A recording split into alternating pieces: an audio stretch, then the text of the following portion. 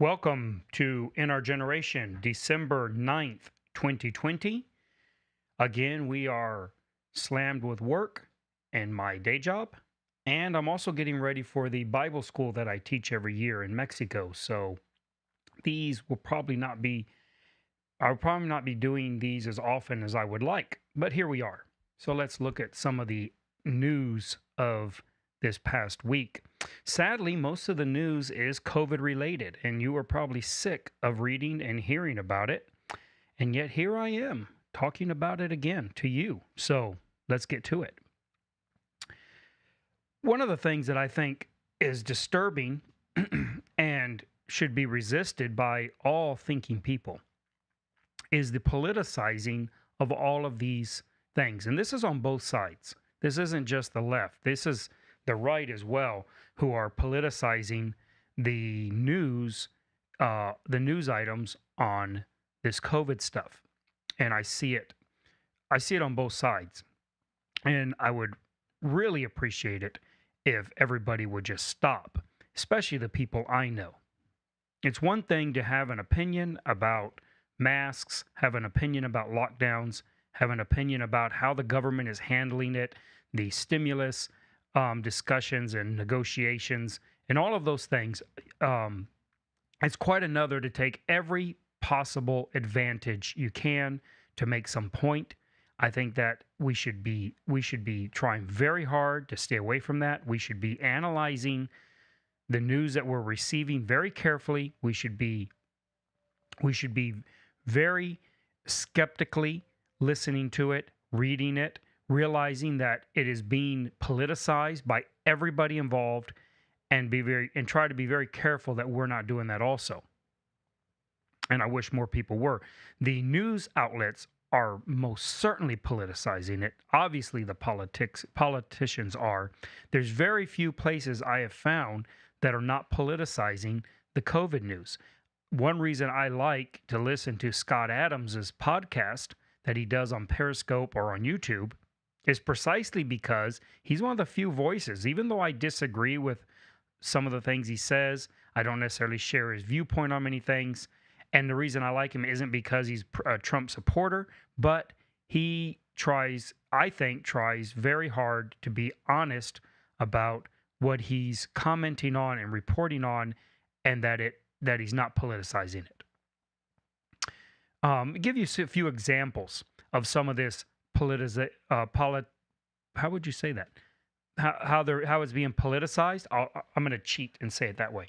So how this is being politicized. For instance, the Daily Beast published a report on Kristi Noem's grandmother a few days ago, maybe a week ago. It was after I did the last podcast. Anyways, they put out a report that Governor Kristi Noem, she's the governor of South Dakota. If you don't know who she is very anti-mandates. I don't think it's fair to say she's anti-mask, even though that's how she's characterized. There's many people who are not anti-mask, who are anti-mandates. And those are very different things.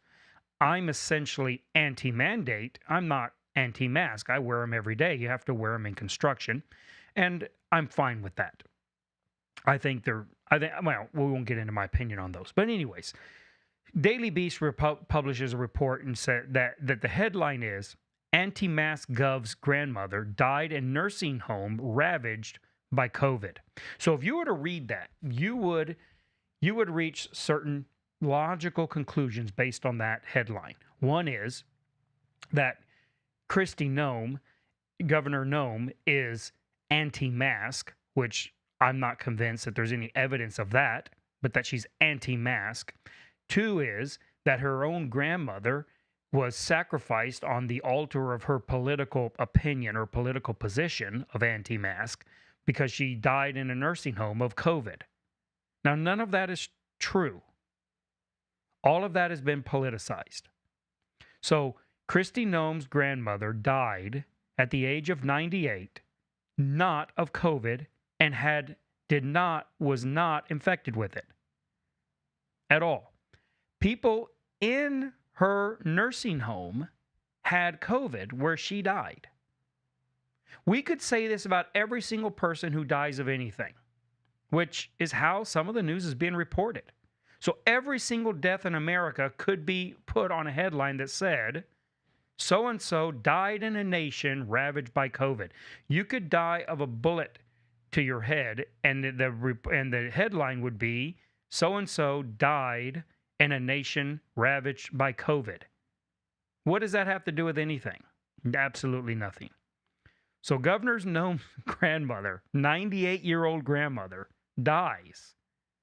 And the Daily Beast decides that this is where they're going to make their point, that because of Kristi Noem's position on mask mandates, her grandmother did not die. I mean, that's basically what their article is saying. Her grandmother did not die because of that. And we want to be very clear and to say that Kristi Noem's grandmother's death had nothing at all to do with her anti-mask position.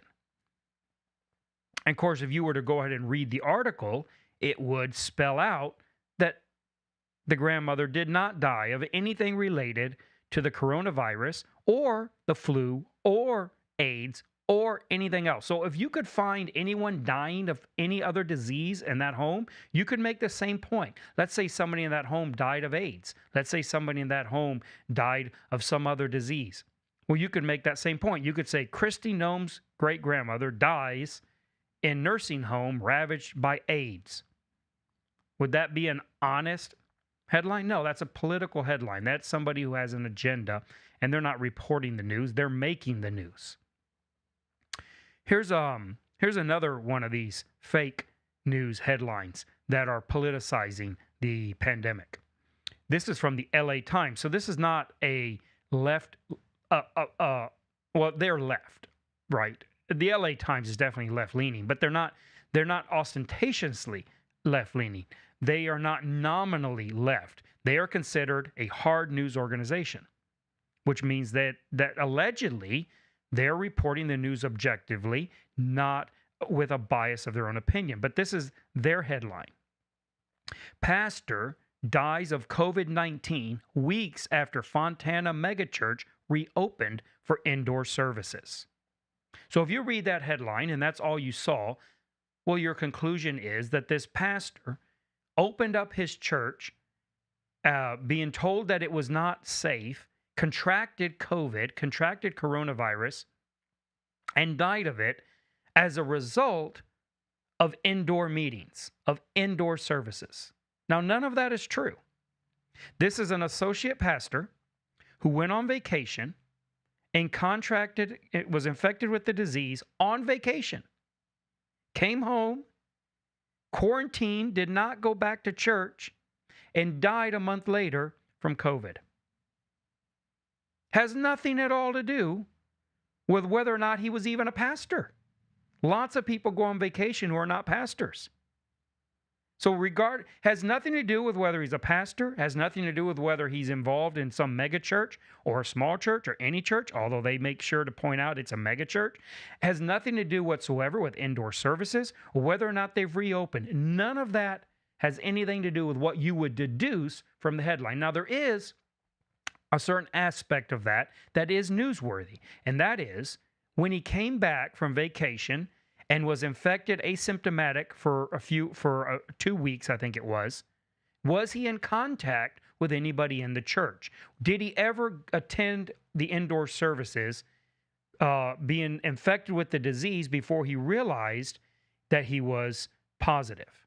Well, that would be a newsworthy item to look at. And maybe he did, and maybe that certainly is something to truly consider, right? When you think, well, we're having indoor services and nobody's sick, well, that doesn't mean that nobody is contagious. And we're not sure when they exactly are and how contagious you are if you're asymptomatic. But all of that falls within the purview of real news and something that can be investigated, experts brought forward, scientists interviewed, and try to present some information for their audience to consume and to educate themselves with. But what they're doing here has nothing to do with that. They're not concerned about that. The LA Times is firmly on board with the idea that churches should not be holding indoor services, and therefore they are pushing the news in the direction that makes their point. That is called politicizing the news. And it really is making everything worse for everybody. And this isn't just the left-leaning people that are doing it. The right-leaning people are doing it as well. For instance, the right likes to cite a study done by the Navy, by the Marines, to show that wearing a mask is more ineffective or as ineffective as not wearing a mask. And this has been cited in right-leaning media, uh, and by people on the right on their personal Facebook and Twitter accounts. They post on this, and this will be used often. But this study is also being politicized. So let's get to the study. The study is that this is what it purports to show according to those that are anti-mask or anti-mask mandate. And there's two different groups, right? The anti-mask and the anti-mask mandates. But they both will cite this study as evidence that they are within the bounds of science in their position. So this is what they say the study shows.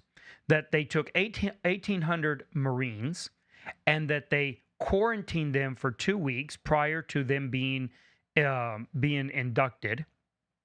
And so they're volunteers. They're coming into the Marine Corps, and before they were allowed to actually enter into the Marine Corps, they had to self-quarantine for 2 weeks. And then when they got into the Marine Corps, they were then quarantined under supervision and with very strict protocols of social distancing, wearing of masks, double masks, things like that. Very strict, you can imagine, because they're in boot camp basically, and so they're being supervised by drill sergeants, by training instructors in boot camp. So this is very, very serious discipline. And this is how so this isn't how you and I abide by social distancing rules. This is how you would do so if you were going into the Marine Corps and it was now part of your boot camp training. Very, very close supervision. So you have roughly 1,800 Marines that are being quarantined in this way and treated this way, and 51 of them turn up positive anyway. So locked down inside of a very controlled environment, wearing masks, and I've even read double masks, not just one mask, but 2 masks all the time, always at 6-foot distances, and all of that being supervised 24/7 by Marine drill sergeants. I don't think we're going to get any better case of quarantining, mask wearing, and social distancing to see how it would work. This is a very, very controlled environment. And they are, and at the end of that, they're tested a number of times. They're tested on day 0 when they first come in, and they had 16 people positive. You can see here the little chart they drew. So they have 16 people positive, right, on day 0, and then they had on day 7, they tested them again, so after a week, and they came up with 24 of them positive. And then on 2 weeks, on the second week of this disciplined social distancing, mask wearing, all of that, they have 11 more come up positive. So you have a total of 51 of them test positive for COVID, even though they've gone through 4 weeks of quarantine, 2 of self-quarantine, 2 weeks of supervised quarantine. They still come up with 51 of them positive. Now, the way that this is being politicized is that they're saying this proves that wearing masks, social distancing, these protocols are no more effective than not doing that. But that study doesn't prove that, because there was no control group. They didn't take 1,800 Marines and put them in, say, hey, you guys dress any way you want, go out to bars at night, do anything you want to do, live your life any way you want for 4 weeks, and these we're going to strictly restrict everything they do and supervise them very carefully. Then you might have something, right?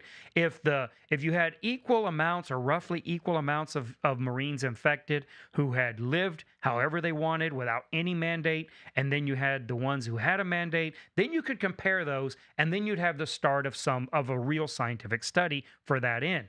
That's not what we have here. So this doesn't prove anything about the ineffectiveness of masks. Now, it does prove that wearing a mask in and of itself does not stop infection, but nobody's claiming that it does, only that it stops some. How much? Well, we're not sure. And the politicians are going to err on the side of politics, and the side of politics is if it stops any amount, if it saves one life, then it needs to be done. That's how politicians are going to think. That's how doctors are going to think, right? That's not how an economist might think, but that's how a medical professional will think. That's how a politician will think because they trade in those values. So if one person's life is saved because everybody is inconvenienced a little bit, then that's what they're going to want everyone to do. Now, that an individual, myself, I might say, I am not willing to prioritize a single life to that extent. And that's why many individuals are reluctant to accept these mandates, because it's not that anyone who's thinking is not saying, well, mask will not save a single life. That would be a silly and very stupid opinion to hold or position to take. The position that those that are against mask mandates are essentially saying is that it doesn't save enough lives to justify the loss of freedom, right? The encroaching of government into personal life, and it doesn't justify the use of force that's necessary to impose these rules. Right? You can't just make rules. That doesn't fix anything. You actually have to be willing to fine people. You have to be willing to incarcerate people. You have to be willing to shoot people who refuse to pay their fine, refuse to be arrested because they didn't pay their fine, and resist arrest to the police up to and to using deadly force. If you're not willing to use deadly force at the very end of that path, then making any rule is just pointless, and it actually works to devalue government itself. Government itself is debased when the government makes rules that it is not or will not or cannot enforce, is not willing to enforce, or is not able to enforce, or will not enforce. Government must enforce its rules. This is why when I see people flaunting the rules,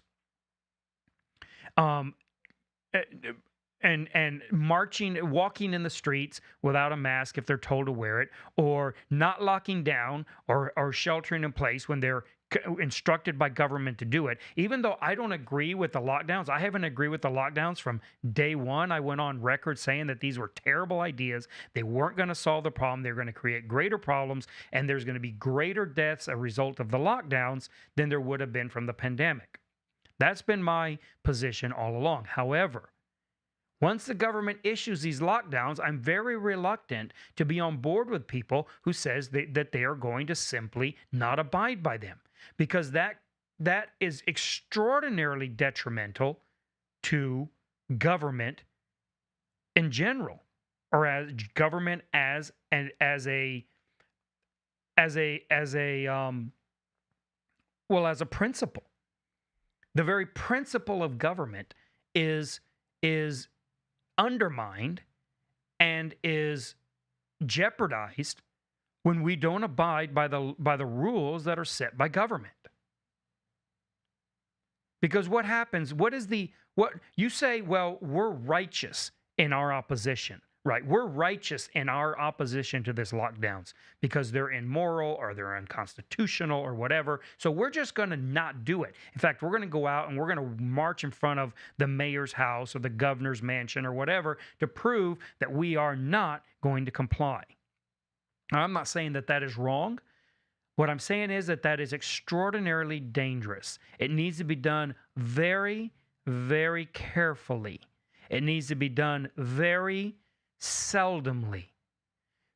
I believe that civil unrest, that non-compliance should be a measure of last resort.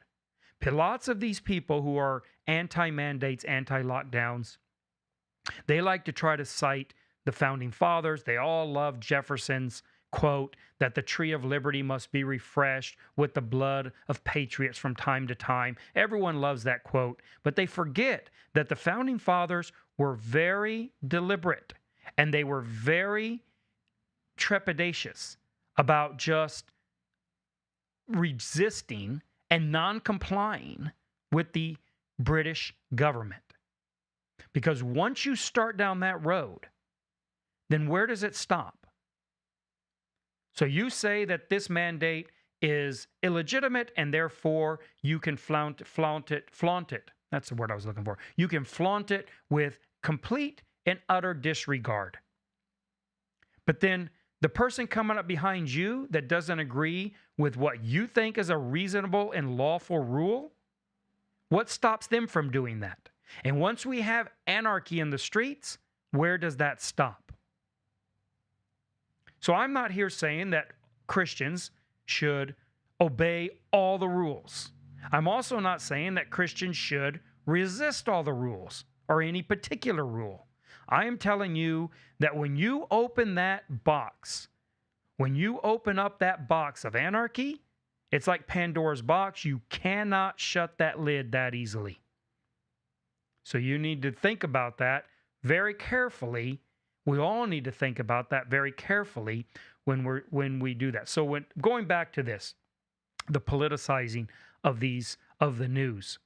This study, often quoted by the right, is not showing that masks have no effect.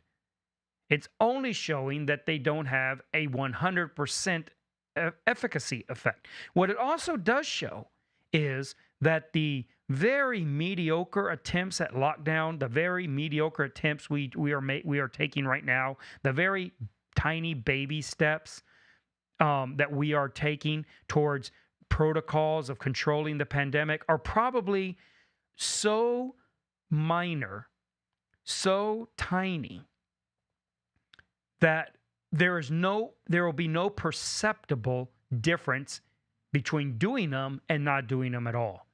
I mean, if you take 1,800 Marines and lock them down under the supervision of a boot camp drill instructor, and 51 of them come up positive with COVID, in that condition, in that scenario, yeah, then what we're doing probably, does the wearing mask help? I can't imagine it hurting. And if it doesn't hurt, the chance that it falls on top dead center neutral is like a 0% chance. That's practically zero, right? I mean, anything you do is either going to lean towards hurting or lean towards helping. But the chance that you're going to do something that will have an absolute zero effect, be absolutely neutral, well, that's like impossible practically. So might it help to wear a mask? Sure. How much? Oh, well, I'm not sure that it can be measured. When I look at a study like this, under those conditions, and 51 of them come up positive, I'm not sure that this virus is something that any of these protocols are sufficient for. The masks we're wearing, I would say, are insufficient. The 6-foot distancing is insufficient. Now, distancing could work. And this is why island states like New Zealand have done pretty well, because they're like 3,000 miles social distance from their nearest neighbor, right? They can completely lock down the island very easily. They have very few airports, very few ports of entry, and anyone coming is coming from 3,000 miles away. Nobody's swimming over a river or walking across a desert to get there. So, and I don't say that, please don't understand by saying that I'm somehow trying to imply that all COVID is coming from Mexico. That was just an example. I didn't actually mean to imply that illegal aliens are bringing COVID into the U.S. So it's just an example of how easy it is to get into any country, whether it be into Mexico or the U.S. or any other country. It's very easy to get through most borders because of how close we are, how large the borders are, and how penetrable, right? How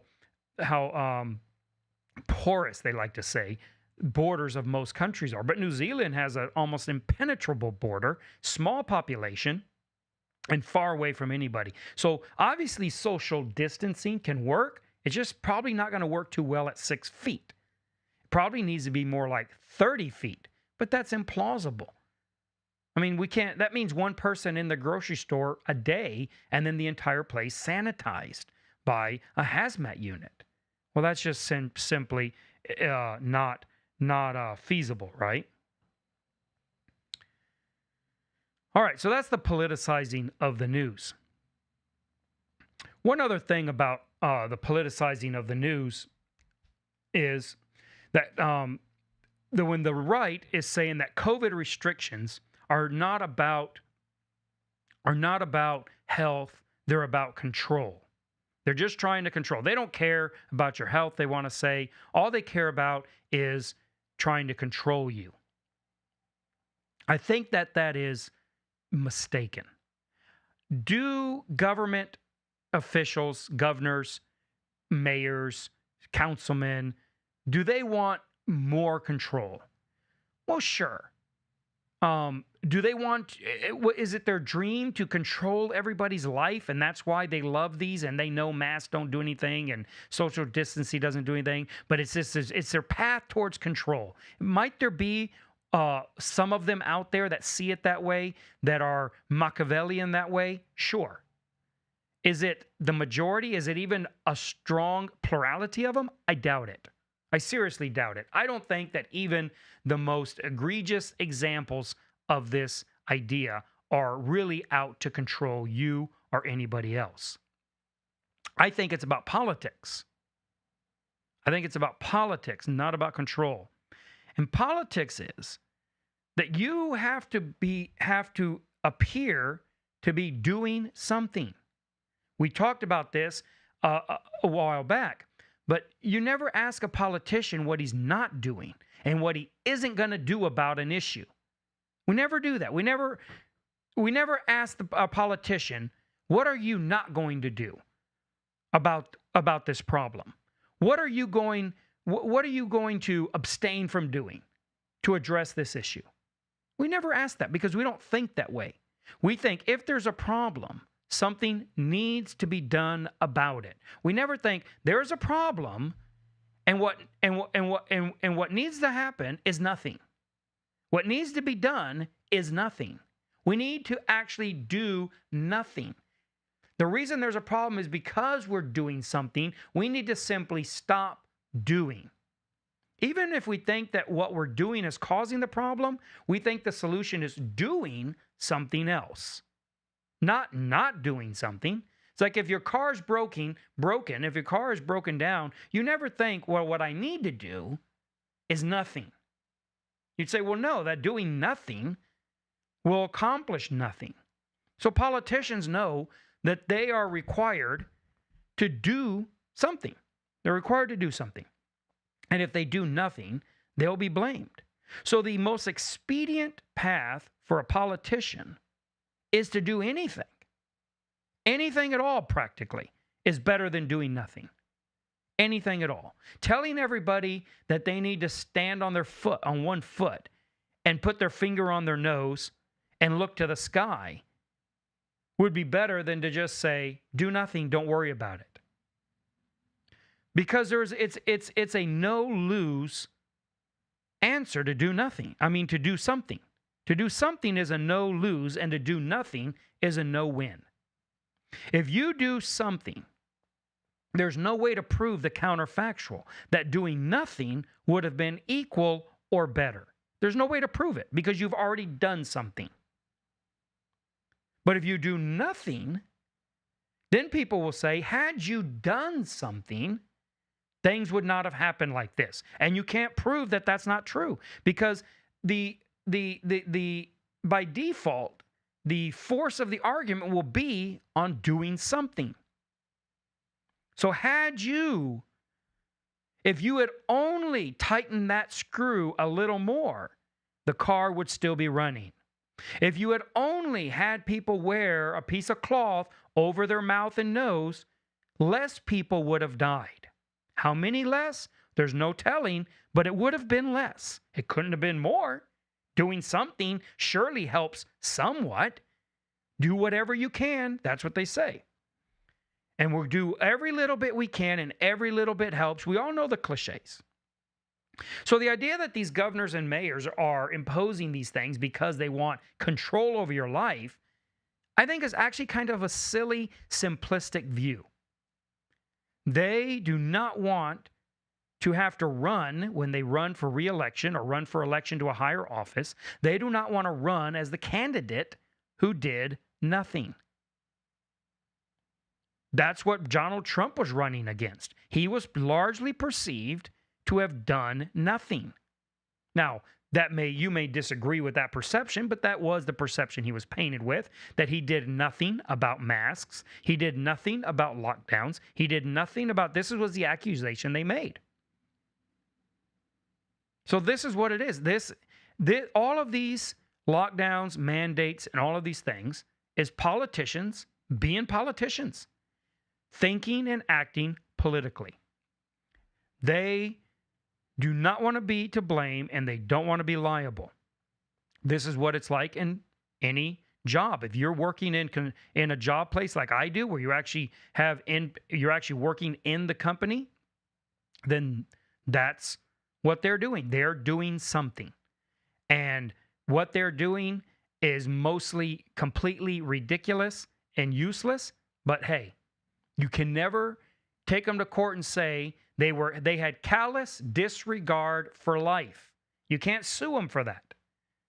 Because they can say, they can argue. Well, you can sue them, but you're not going to win, because they'll go back and they'll document with their paper trail that they have that they did not have callous disregard for life. They made everybody sign in the morning. They made everyone get their temperature checked. They gave everyone a little paper wristband to show that they had gotten their temperature checked. Everybody had to sign a paper saying that they did not have symptoms. They had not been around anyone who had symptoms. They were not allowed to have more than 4 people in an elevator. They made everyone wear a mask all the time. So if you come up and somehow you suffer loss from this, right, in your health, well, they did not exercise callous disregard.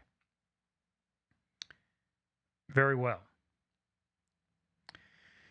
In Pasadena, the Pasadena authorities are, quote unquote, deputizing. That's my quote. They use a different word, but I'm calling it deputizing. They're deputizing or calling for volunteers to ensure that people are wearing their masks in the streets. And that's reported in the LA Times, I believe it is. Or no, on CBS. CBS Local News is reporting that they are asking for volunteers to police the streets and make sure people are wearing masks, and call people out who are not wearing their masks and report them to the authorities if necessary. I read that and I wonder, how is that any different than George Zimmerman and his much maligned and hated Neighborhood Watch program that he was involved in, and everyone's up in arms against him? How is this any different? Is this not the same thing? So we're going to have people patrolling the streets? What authority are we giving them? Are they able to make citizen arrests? Are they going to follow people around? Are they going to profile people? Are they going to follow them as they call the police so that the police can know where they are? Isn't that an awful lot like George Zimmerman's case and what he was so criticized for doing? Seems a lot like that to me. That seems kind of similar right there. All right, let's get out of the COVID news and move on to some other news that I'm interested in. So Jamba Juice is developing automated kiosks that make smoothies in 3 minutes. So you just walk up to the kiosk, got a little touch screen there. You choose what you want, your Jamba Juice. I've never been to Jamba Juice, but I assume it's a smoothie place. I've seen them, but I've never actually been there. But you go up there and you type in on the little screen what you want, put your card in, pay for it, and then the machine makes you your smoothie. You realize that's where all businesses are headed to, right? Within a decade, the idea of somebody cooking a burger at McDonald's is going to be completely unheard of. It'll be like a flip phone today. It'll be like, what? You do what? You work at where and doing what? You work at McDonald's and you're cooking a burger? What are you talking about? It'd be completely unheard of. It'll be like somebody pumping your gas for you today in Texas. It's like, you go where to get your gas pumped? By who? It'd be completely unheard of. And this is almost entirely due to minimum wage increases and to employee benefits, increasing employee benefits like healthcare and other things like that are more and more being imposed on companies. They're just getting rid of employees, and they're going to get rid of every employee they possibly can, because even though these machines are very costly starting out, the machine works 24 hours a day, 7 days a week. You don't have to buy it you don't have to provide benefits for it. It never asks for wage increases. I mean, once that machine is running, it just runs. And it needs to be maintained, but you can have a few people maintaining the machines in an entire city as opposed to thousands of workers making burgers. And you say, well, I like the personal touch. I want the personal. The personal touch is somebody putting their dirty fingers in your food. The personal touch is somebody dripping snot over top of your French fries. The personal touch is somebody spitting or worse in your chocolate shake, giving a little extra. That's the personal touch. I, for one, long and pine for the day where we do not have people personally touching anything that I'm going to eat. Give me a stainless steel machine that makes the exact food every time, comes out always right every time.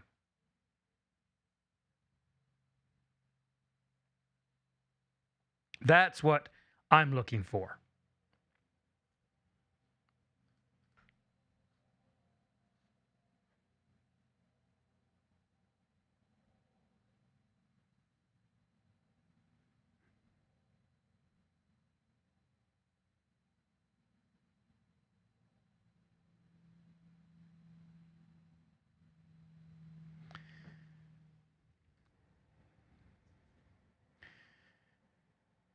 Speaking of pumping your, sorry about that.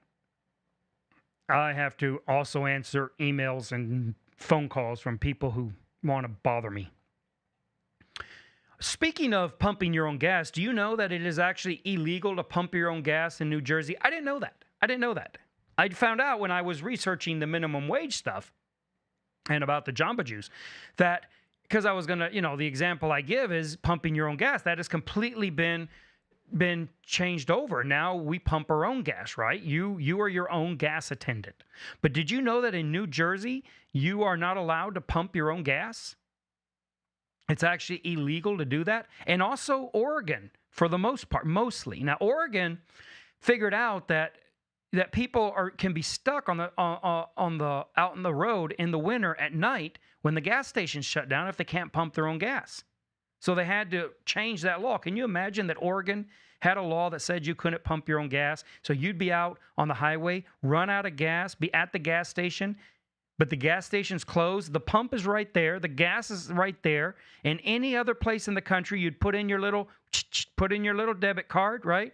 And fill up your tank and get home. But here you are out in the winter with no gas, can't run your heater, and you got to wait till daybreak when the gasoline attendants come, so they put the spigot in your car and pull the trigger. That was Oregon. Now, they changed that because they figured out that was real dumb. Now, New Jersey, still, it's illegal to pump your own gas. Isn't that interesting? Now, they say it's for safety reasons, that they don't want people pumping their own gas because they don't want to have all these, goes back to the issue, right? If you save one life, does having a professional, someone who has been trained somebody who has been um, certified to know how to pump gas without hurting themselves, would that save one life a year? Yeah, probably so. Probably would. So is it worth it? Is it worth it? Well, New Jersey says it's worth it. Now, if you think then, well, then New Jersey must have less incidents, right? Less problems at their gas stations than any other state.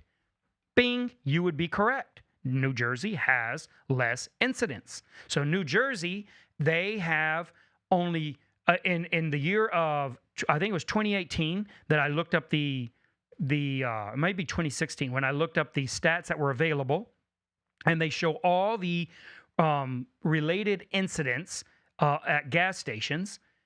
Well, the highest of them was Nebraska, believe it or not. Nebraska had 14 incidents, which were fires at gas stations.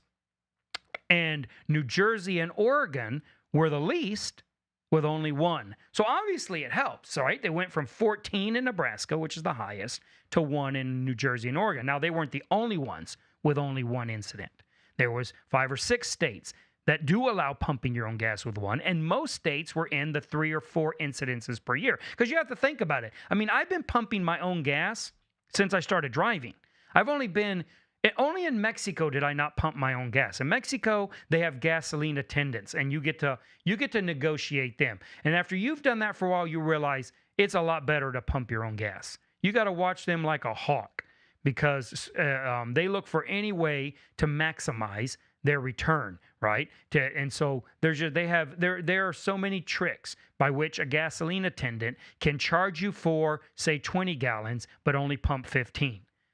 You may think that there's only a few ways that can be done. Trust me, there are amazing amount of ways. I actually got to where I really enjoyed watching them work, watching them scam me. It just was it was impressive to watch somebody with that level of commitment and innovation in something. It reminds me of the biblical verse that says that they are inventors of evils.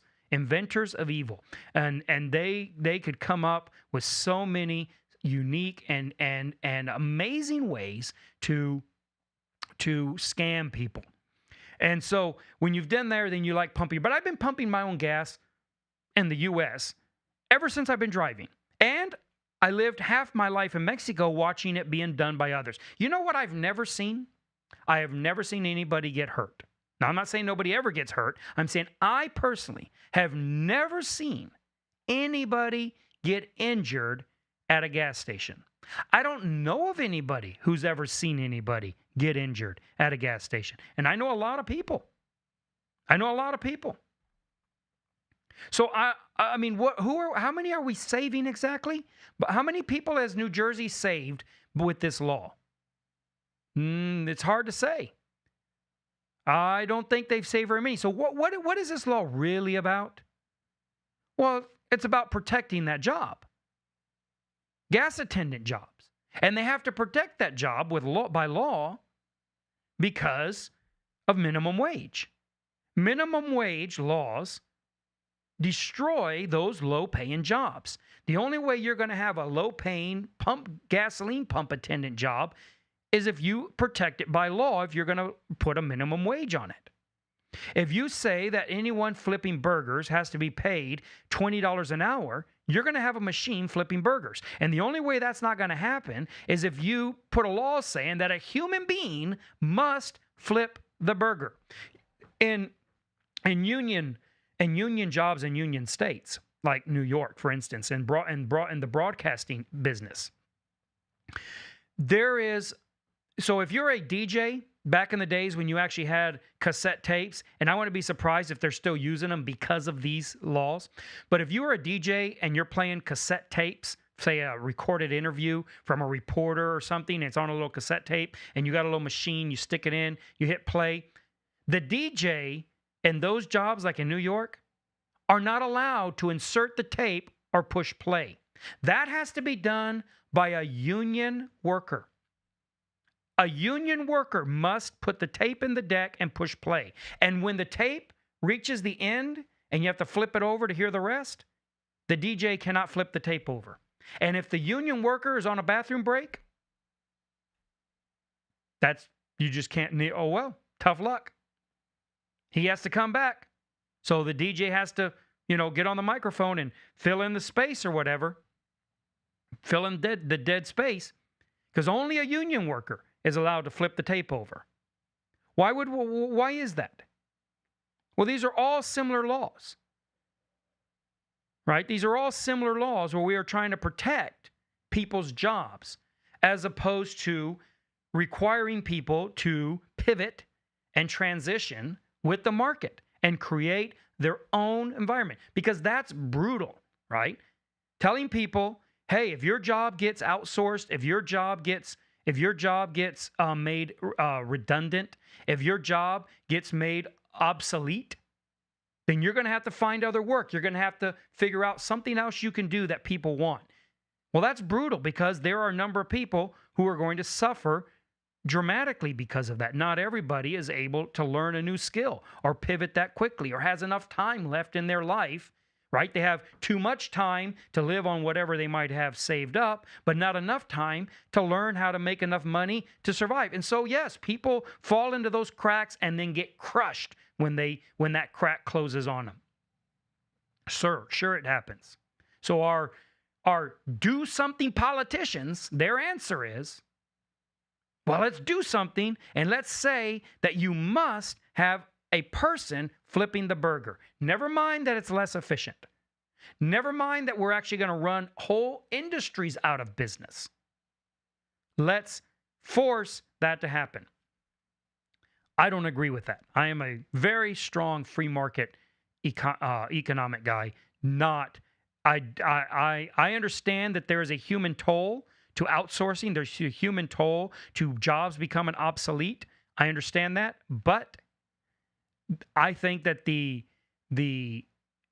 but progress is on the side of cutting ties with the past and moving into the future. We cannot artificially sustain jobs that have become redundant, especially when they've done so because of our own decisions. Many of these low-paying jobs, like gasoline attendants, would still be jobs today if it wasn't for minimum wage. If you want gasoline attendants back and you want to have that industry back in place, get rid of minimum wage. Get rid of minimum wage, and you will have young people working at the gas stations, being trained in customer service, being trained in, and back when they used to do that, they got trained in small amounts of auto mechanics. In fact, many of them turned into mechanics because they'd have a little mechanic shop where they would fix customers' cars, and they would watch the mechanic. They'd hand them tools. They would slowly pick that up, right? You'd have a lot of that back possibly, because Mexico's minimum wage is so small that it's virtually they don't have it. And because of that, they have a lot of low-paying jobs. So you can go and get your gas gets pumped by you. Anything that you want done, it's cheaper to pay someone to do it, because there's somebody who is so much down lower on the economic ladder than you that they're willing to do it very cheaply. So they're willing to do it's incredible the amount of things you can have done for you in Mexico. The normal person. In the States, if you went and saw somebody in the United States and they had somebody cutting their lawn and manicuring their bushes, and somebody was washing their windows, and somebody was taking out their trash, and somebody was coming twice a week and mopping their floor and cleaning up, you would think, wow, those are very rich people. Well, in Mexico, they're not rich people. It's just a normal person. A middle-class person will have a live-in butler. Now, they don't call him a butler. They call him a cat, which is just terrible. It's just terrible. They call him la gata, which is terrible. I mean, it is extremely condescending and classist. But anyways, they'll have a live-in butler. They'll have a live-in maid. Lives in their home. They have many middle-class Mexican homes have a little room in their back patio, small little one room with a little toilet and a sink, and that's the maid's quarters. And it is very, very common in middle-class houses to have a maid's quarters, and they have a live-in maid, a live-in nanny, and they are not rich. But that's because wages are so low. Now, you could say, well, that's horrible for the nanny. It's horrible for the maid that they're making so little that they can be paid so little to sit there and live and take care of those people like that. So let's put a minimum wage and let's make it where it is not financially feasible for any middle class person to do that. Well, you would be cutting out millions of people's jobs. Millions of people's jobs by doing that. And that's what we've done with our minimum wage. And when minimum wage gets set to $15 an hour, which is very likely to happen in a Biden administration, it's going to go to $15 or $17 an hour. When that happens, say goodbye to all the jobs that you thought your children could get started in. It's going to be extraordinarily hard to get started in a job if you don't already have skills to do so.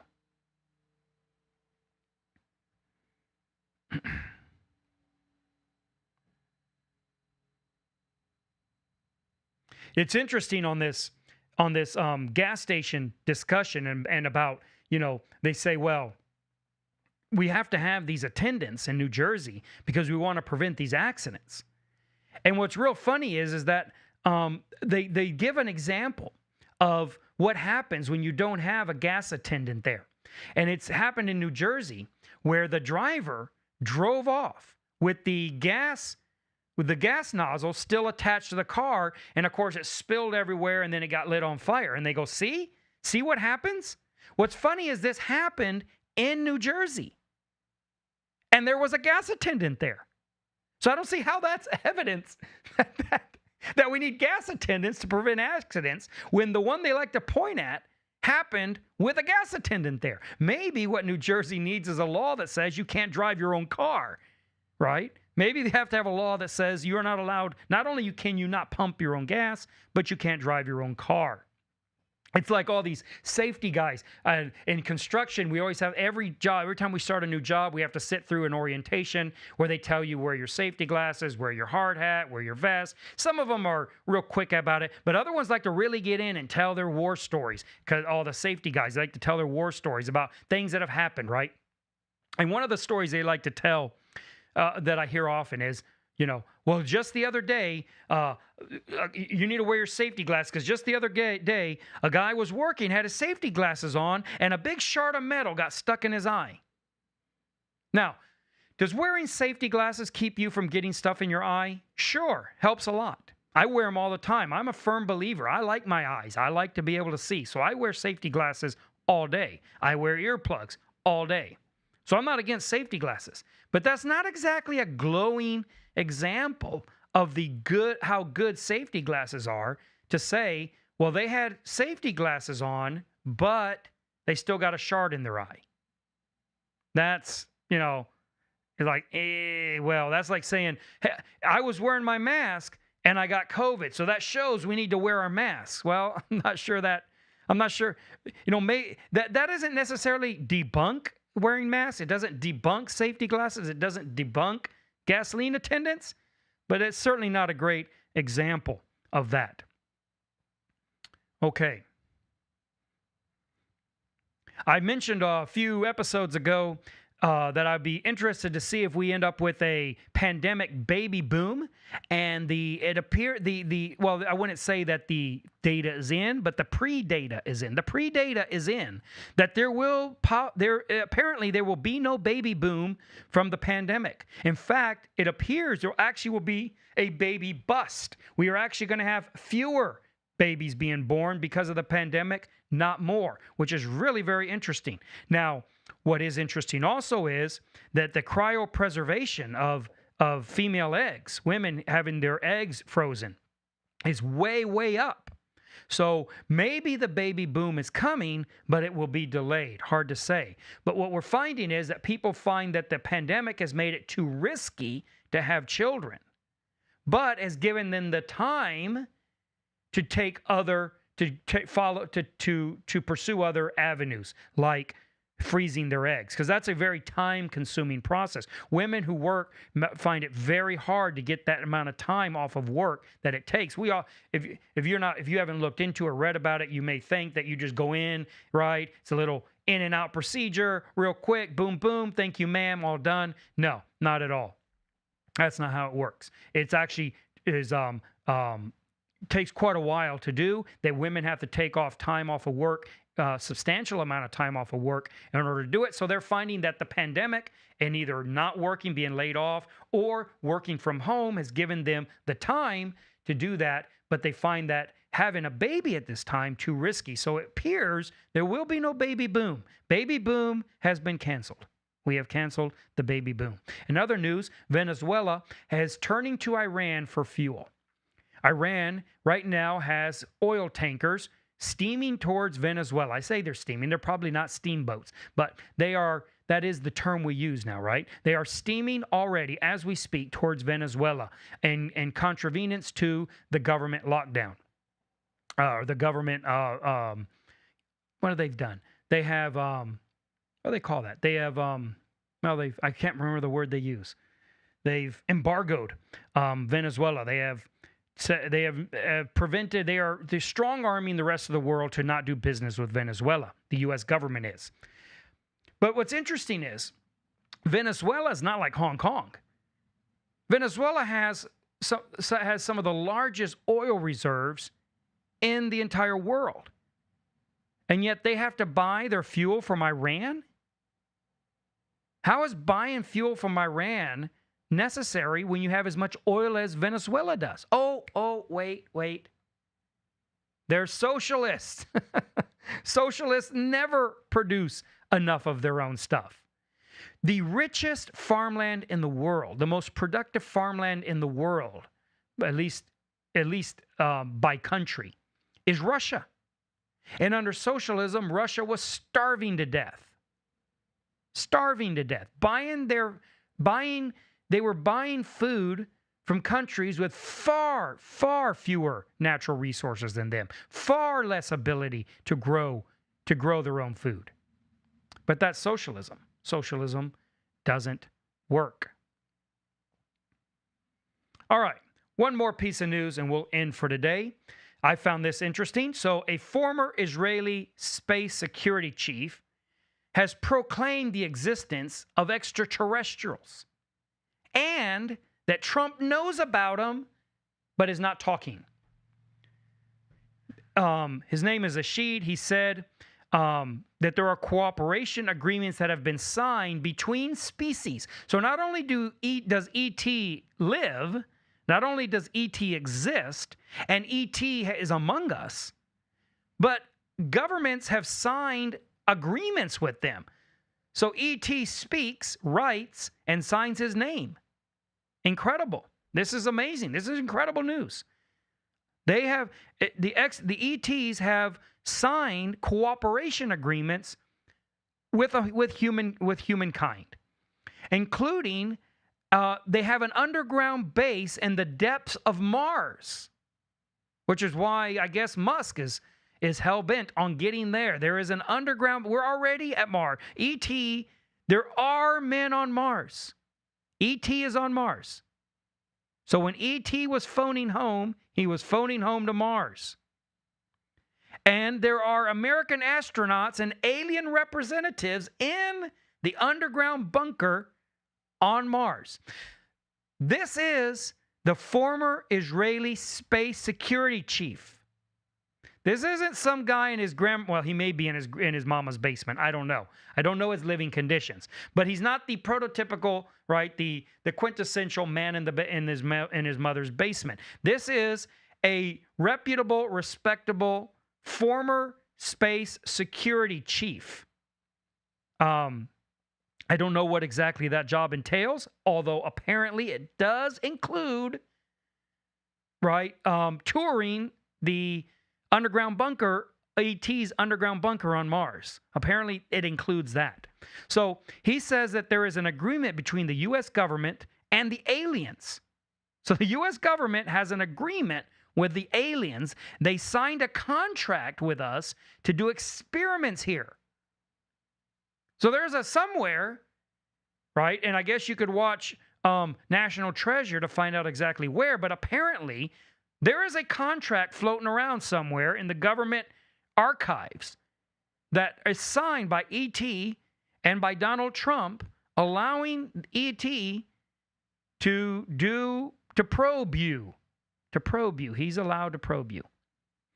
Eshed added that President Donald Trump was aware of the extraterrestrials' existence and had been on the verge of revealing information, but was asked not to in order to prevent mass hysteria. Well, do you think? Do you think? I guess Eshed is not worried about mass hysteria. Apparently, he's not concerned about mass hysteria. Now, let me finish. He says they have been waiting until today for humanity to develop and reach a stage where we will understand in general what space and spaceships are. Eshed said, referring to the Galactic Federation. It's a Galactic Federation. All right. So I find this very credible. Very credible. I find this to be very, very credible. This is a credible source of information. He's the former space security chief. And I find everything in here, he says, to be very credible, except for one thing. One thing gives me pause, right? And makes me think that maybe this guy's out of his gourd. And that is it's not the underground bunker on Mars. That's totally believable. Totally believable. In the depth of Mars, E.T. is living, and he's sending out his drones to probe people on Earth because they have a signed contract with Donald Trump. That's all totally believable. I'm all on board with that. That's no problem there. But here's the problem. Donald Trump knows about it, and he's not tweeting about it because he's worried about mass hysteria. Oh, come on now. You had me, right? You had me. Everything else was like completely within the realm of reason. But you're going to tell me that Donald Trump knew about ET and a signed agreement with extraterrestrials, and they're probing people with the consent of the U.S. government, and he knew about this, and he didn't tweet about it immediately as soon as he found out. He's like in the meeting, and they're saying, Mr. President, we have very, very sensitive information. Your ears only. ET's alive. ET's in Mars. ET is probing people. And he didn't go, what's that? ET lives? ET? He didn't tweet that out immediately? Nah, now I know you're lying. Now, Eshed, you had me, but now I know you're lying. All right. That's our program for today. If you like this program, give it a like on the video.